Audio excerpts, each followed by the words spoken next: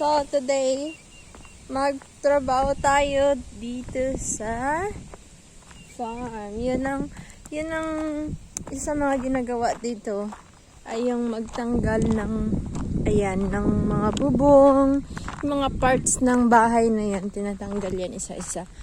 And yan ang atin gagawin today.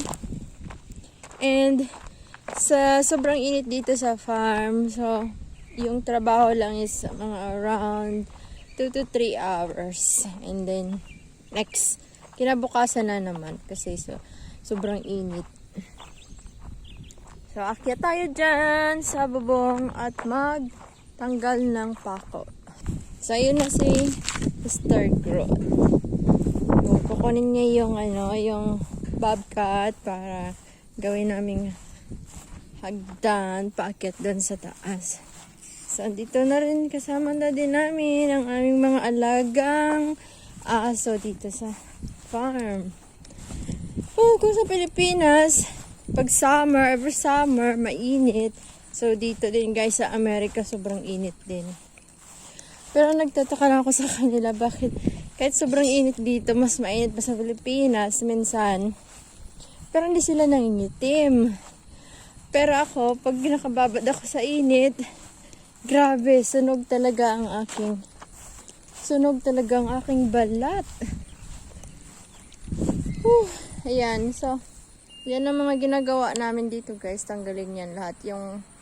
Yung pader, tapos yung bubong. So, ito nagawa na namin to. Natapos na namin tanggalin yung bubong, ay yung pader niya, kaya din na kami sa taas. Mag-spider woman tayo. So, ayan na ang ating hagdan. Akyat na tayo sa taas.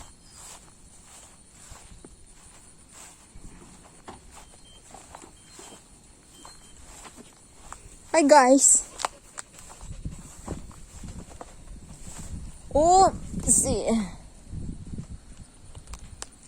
Ilagay muna natin ang tubig natin kasi mahirap mag-akyat. Pag madami kang hinahawakan, yan.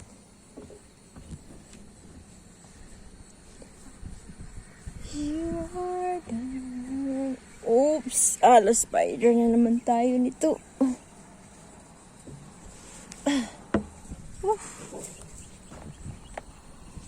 Okay. And then, ayan, apak ka dyan. Papunta din sa taas. Kunin muna natin ang ating water. So, it's almost 9 o'clock in the morning pero super init na. Yun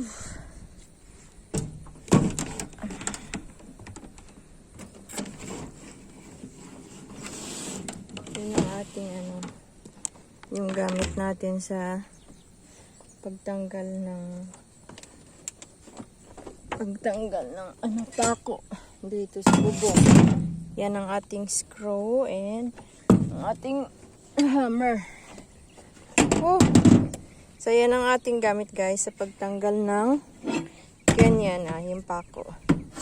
Natanggal namin yan isa-isa. Okay. Oops! Dali lang naman magtanggal guys. Ang lang kasi mainit. So, andito na tayo sa bubong. So, ito muna ang ating trabaho ngayon for 2 to 3 hours. So, ang per hours natin is $15. And then, yan ang aming bahay doon. So, ang daming bahay dito guys. Mga to, yung doon banda, na namin, natapos na namin. So, ang natira na lang doon, yung nag-iisa.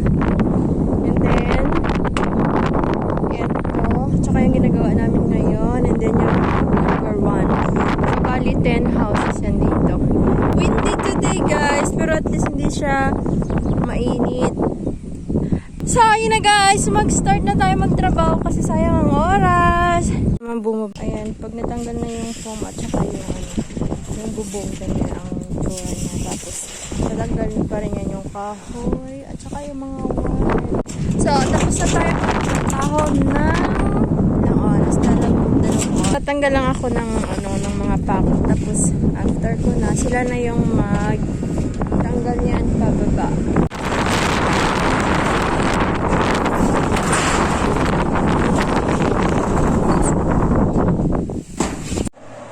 So, after natin magtrabaho sa farm, guys, nagluto tayo ng laswa. Meron tayong alabati, okra, kalabasa, katalong.